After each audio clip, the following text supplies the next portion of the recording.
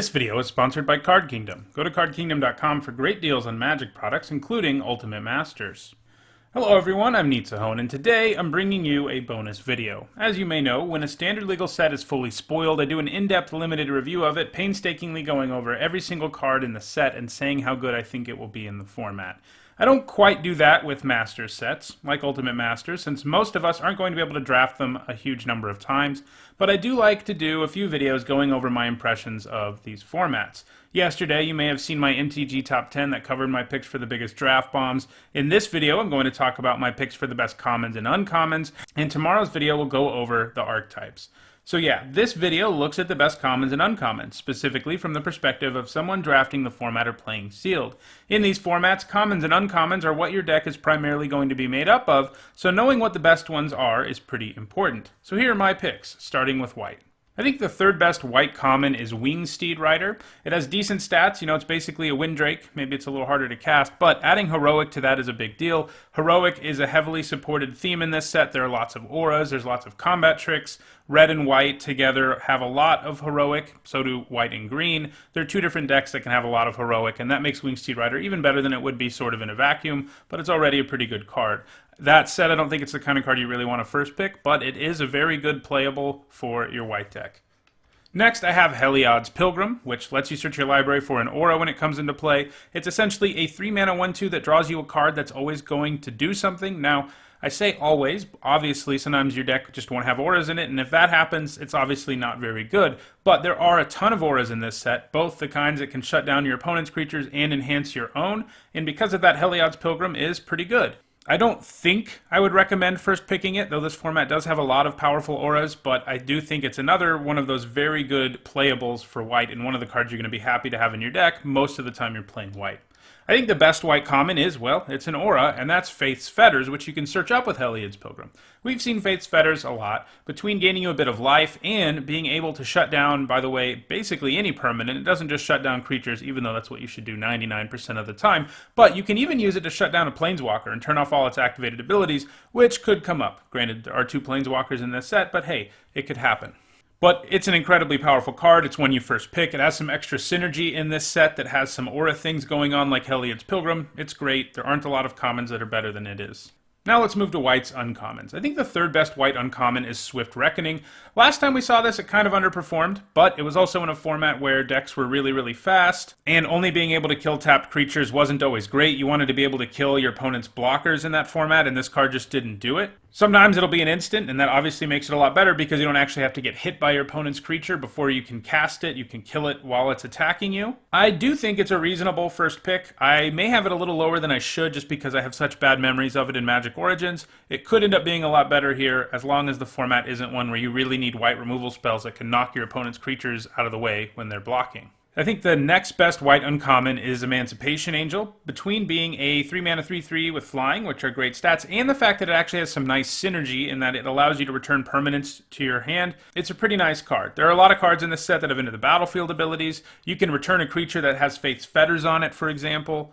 And in a pinch, you can just return a land, which is probably still worth it. Like, if this was a 3-mana 3/3 with flying and it said return a land you control to your hand, you'd play it still. But it has even more flexibility than that because you can do some abusive things with it. And for that reason, I like it a lot. I think it's a card you play in basically every white deck, and I do think it's first pickable. Next up, I have Fiend Hunter. It's a card we've seen a ton of times. It's always one of the best uncommons. It will be here. A creature who comes into play and kills something is very strong. Yes, if it leaves the battlefield, they get it back. But the amount of value you get for the turns that it's gone, which, by the way, could just be forever, is usually going to be incredible. And, I mean, even if they do get their creature back, they had to do a 1-for-1 thing. They're not really coming way ahead in that trade. So, yeah, Fiend Hunter, one of the best uncommons in the set, definitely first pickable. As you may have noted, all 3 of these white uncommons are quite strong, and I would recommend first picking, especially Fiend Hunter in basically almost all situations. Now let's move to blue's commons. I think the third best blue common is Deranged Assistant. Between the fact that it can ramp you, which is nice, and the fact that it can mill you, it's pretty great. This format has a lot of cards of flashback, it has a little bit of a reanimation theme going on, and for those reasons, milling yourself is even better than it's going to usually be. It is obviously fragile, it's no Llanowar Elves, only costing 1 mana and actually being able to produce colored mana does make Llanowar Elves way better, but Deranged Assistant is fine, and I don't see a reason you'd cut it in most sort of dirtily black decks. Next up I have Just the Wind. Instant speed spells that can bounce creatures are always nice. This one has the added value of Madness, where you can do it for 1 blue mana while also discarding it to something for some nice effect. There are a lot of ways to discard cards in this set, and if you can get value out of cards you're discarding, especially when it's value like this, it's going to be pretty nice. Just the Wind's a nice card for any blue deck. The best blue common, I think, is Aethersnipe. It's another card we've seen a few different times, originally in one of the Lorwyn sets, and we've seen it in another Masters set. It's either a sorcery speed bounce target permanent to its owner's hand, non-land permanent anyway, and that's pretty good for 3 mana, or it's a 6 mana 4/4 that does the same thing, so it's like a huge mana war. That's a really great deal. Both sides of that are a great deal. And for that reason, I think it's completely and utterly first pickable. It's one of the best commons in the set, and certainly the best blue common. So kind of a weird thing with blues uncommons. I actually think that Aethersnipe is better than all 3 of them, at least pack one, pick one. The blue uncommons are surprisingly shallow, and the best ones are all sort of build-around-y. They want you to be doing certain things, and if you are, they're good, but if you're not, they're not so good. So let's look at them. Third best, I think, is Forbidden Alchemy. It's a card that's going to be really great in those sort of self-mill kind of decks with lots of flashback, reanimation, other things going on. It also gives you some awesome card selection, and it can do it again in the late game if you have black mana. Would not recommend first picking it, really. I think you would play it in every blue-black deck ever, but I don't think you ever want to take it that early. I think the next best blue uncommon is Rise from the Tides. It's another one that's a huge build around. It's asking you to do a couple things. 1, put a bunch of cards in your graveyard. Forbidden Alchemy can help with that. 2, have a lot of instants and sorceries in your deck. It's going to be good in both blue-black and blue-red decks, or decks that are Grixis or whatever, because you're going to have a lot of those, and there are lots of ways to mill yourself, discard cards, and all of that in the deck. And I think in those decks, Rise from the Tides is going to be a very legitimate win condition. That said, I don't think you first pick it because you can't really be certain that it's going to work out. Say, after pack 1, you pick up a bunch of instants and sorceries and things are looking good. Then maybe pack 2, pick 1, you take Rise from the Tides. But I don't think you want to pack 1, pick 1 it. Maybe it's fun to force, but I don't recommend it. And the best blue uncommon is also pretty underwhelming. It's Mahamadi-Jin. The thing it has going for it that these other 2 cards don't have going for it, it's just good in any blue deck, and it's a nice creature with nice stats. It can be a finisher. It's a finisher that's not a rare, and that's always nice. But, it's nothing incredible. It can die to a lot of removal. You're paying 6 mana for it. It doesn't leave any value behind. It doesn't do anything when it comes into play. But if they don't kill it, it will probably kill them. And for that reason, it is still a very good card. Now let's move to black. I think the third best black common is Unholy Hunger. Killing creatures for 5 at instant speed is an okay deal. It's not incredible, certainly. The fact that you can gain 2 life in the later part of the game if you've got spell mastery rolling doesn't hurt. It's a pretty good common, and I think in some weak packs it may even be worth first picking. Next up, I have Gurmag Angler. It's one of those cards that pays you off for milling yourself a bunch. You can play this on like turn 3 or 4 in some decks if you really get your milling going, and if you're doing that, you're getting a great deal. It's just a huge ground creature who's easy to cast, and that makes him pretty great. I think the best black common is Last Gasp. 2 mana to give something -3/-3 is really strong. This was pretty strong the last time we saw it, which I think was in like Guild Pact. And I don't see any reason why it won't be here. The nice thing about removal spells like this one is you don't actually have to outright kill the creature with it. If it's a 5/5 and you have a 4/4, you can use Last Gasp and then block the creature, or you should actually block the creature first and then Last Gasp if you want to get the most possible value. But either way, it can help you kill a creature instead of outright killing a creature. All 3 of these black commons, I think, are first pickable. Obviously, Last Gasp to the greatest degree, but all 3 of these are very strong black commons. Let's look at black's uncommons. Sort of like what we saw with blue, I do think the third best black uncommon is just worse than all 3 of the commons we looked at, but it's one worth mentioning, and it's Ghoulsteed. It's one of those creatures that if it gets milled, you can bring back, and if you're self-milling, that could happen. If it dies, you can also bring it back. You can use it to trigger Madness. It just has a lot going on in this set that has a lot of graveyard action going on, especially in the various black decks. It's nice to be able to get this large creature back from your graveyard onto the battlefield. You know, in the late game, you may not be doing anything fancy with it, but you can pitch a couple of lands and get back your 4/4, and that's fine. It's a solid card. I think playing one in every black deck is probably where you want to be. Maybe you play more if your deck is really, really good at self-milling, but I don't really think you want to first pick it. The next best black uncommon, I think, is Unburial Rites. It is sort of a build-aroundy one, but it is just so strong. If you can really mill yourself well and you have awesome reanimation targets in your deck, it is really hard for opponents to beat this. This is because, unlike most reanimation spells where you're like, man, I hope I don't mill my reanimation spell while trying to get a reanimation target in the graveyard, doesn't really matter if that happens with Unburial Rites. You can cast it from your graveyard because of flashback. I think I'm going to be a little tempted to first pick Unburial Rites. There are Eldrazi at common and uncommon in this set, and being able to reanimate those isn't really a far-fetched scenario, and if you can do it on turn 4 or 5, your opponent's going to be in a lot of trouble. That said, it's not really like a snap first pick because it does sort of ask you to do a number of things. Ideally, play both black and white mana, which I do think is going to be the best reanimation deck. But you also have to be able to mill well, you have to have good reanimation targets, and all of that setup makes it so it's a little harder to want to first pick, but it has such a high ceiling that I think you do it a decent percentage of the time. Black's best uncommon is Shriek Maw, and it maybe is just the best uncommon in the set. I don't know. I think it might be. Between either being Terror, that is 2 mana to destroy a non-artifact, non-black creature.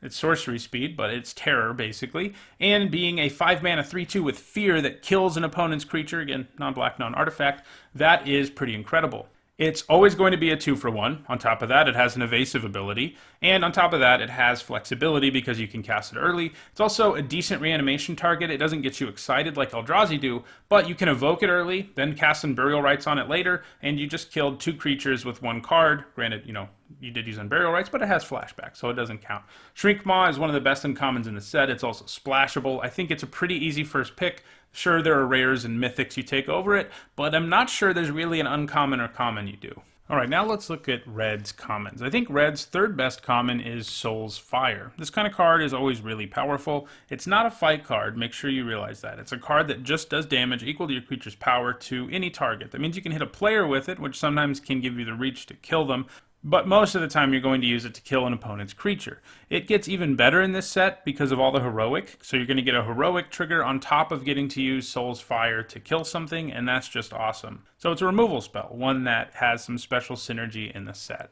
Next up, I have Thermo Alchemist. When we saw this guy last time, he was an insane, incredibly powerful build-around, and I think he's going to be here. Instants and sorceries with flashback are going to make him even better than he already is, just on his own. And even if you don't end up in a deck with, like, let's say 6 to 8 instants and sorceries, this is probably what you want to have for him to be at his best. Obviously more than that's even better. He's still a decent card because he's an okay blocker, and he does present a clock to your opponent. He does 1 a turn even without any help, but it's not that hard to make him do 2 or so a turn. I think both of these cards, by the way, that we've looked at so far are first pickable in some weaker packs. I think the best red common is Fiery Temper. It is a card that has madness, so it goes well with all the discard stuff. It's an instant, so stuff like Thermo Alchemist really likes it. And on top of all that, it's 3 mana to do 3 to any target is already really great and limited, and being able to turn it into Lightning Bolt when you discard it makes it even better. That's what makes it first pickable. Now let's look at red's uncommons. The third best red uncommon is Brazen Scourge. It's nothing exciting, but it's a 3 mana 3/3 with haste. That's a great deal, especially in red. It's going to present a big creature for its mana cost while also hitting your opponent immediately. Those are all good things. They aren't things you want to first pick, but like I can't imagine that many red decks where you don't play like 2 or 3 of these if you have them. The next best red uncommon is Firewing Phoenix. A 4 mana 4/2 with flying is already really good in limited. Add to that the fact that this just doesn't stay dead and it gets even better, especially in a format that has some things like madness and discard effects where you might discard this early and then in the later game maybe you get it back. It's just great that it doesn't stay dead and it hits so hard in the air. It's definitely first pickable.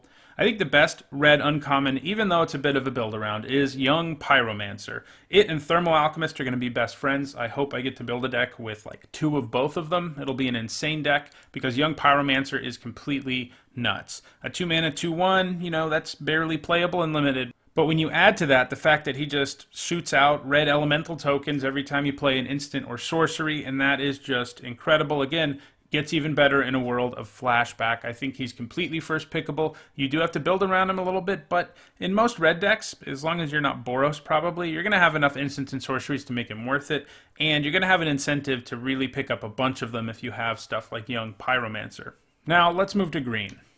I think the third best green common is Prey Upon. It's always sort of a medium, underwhelming kind of card. If you have enough big creatures, it does some work. Gets a little better in a set that has Heroic, and there are a few green cards with it. But, you know, it's the kind of card you play a couple of if you have big enough creatures in your deck. It's not the kind you first pick. Next, I have Kodama's Reach. This is the kind of card that can really enable you to turn into a multicolor deck. It ramps for you, but it also fixes for you. It's really, really good at doing that, and for that reason, I think you like running it in a lot of your green decks. I do think it gets cut sometimes, but I think its ceiling is so high, and the fact that it can let you just start taking whatever you want, whatever the most powerful cards are, that it deserves to be on a list talking about the best green commons.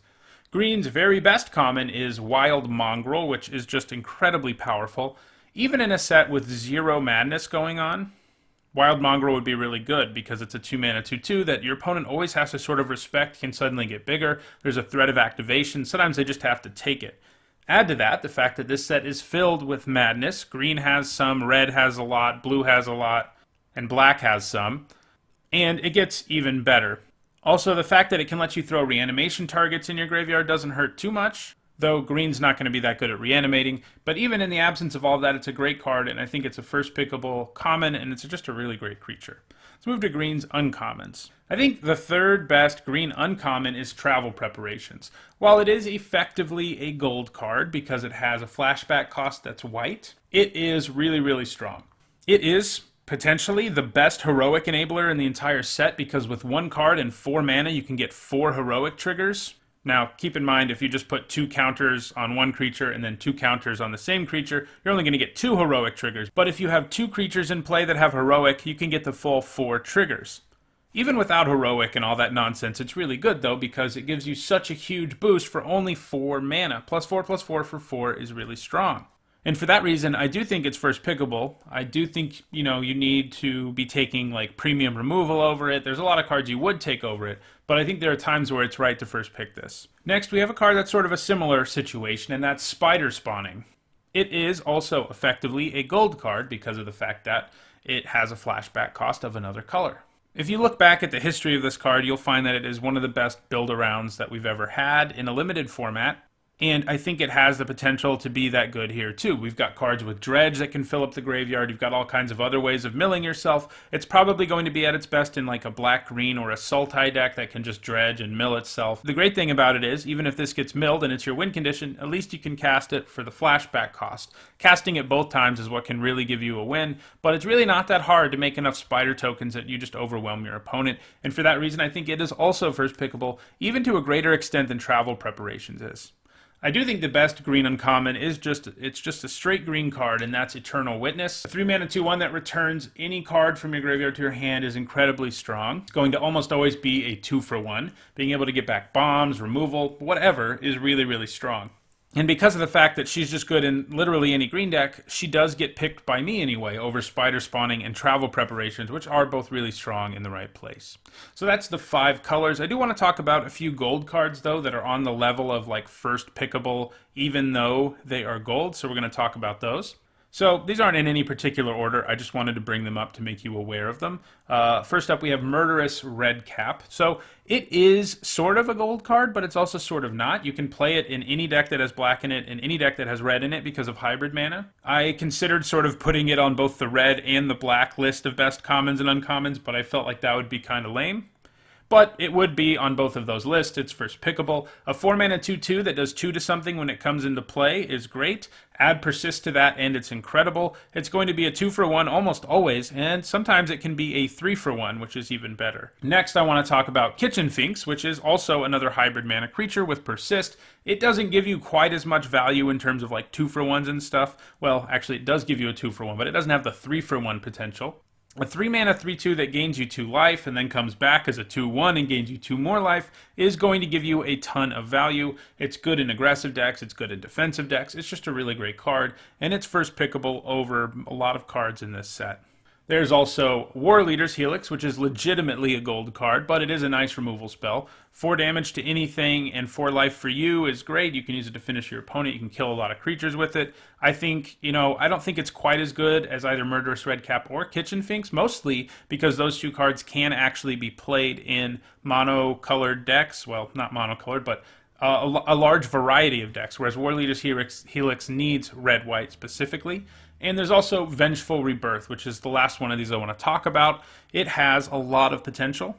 I talked about 2-for-1s, 3-for-1s with Murderous Redcap and Kitchen Finks. It can do the same thing. It lets you return a card from your graveyard to your hand, and then it lets you kill something equal to the mana cost, damage equal to the mana cost of what you return, and that's a pretty great deal. I think it's the least first pickable of these. And Murderous Redcap and Kitchen Finks are probably at the top, and even though I said they're not in any particular order, now that I'm looking at them, Murderous Redcap probably is at the top of this, followed by the Finks, followed by the Helix, followed by the Rebirth.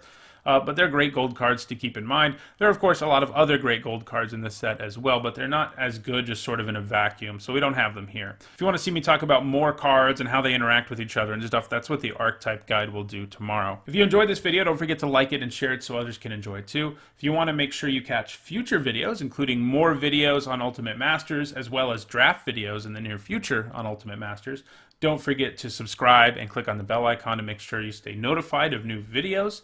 Thanks for watching.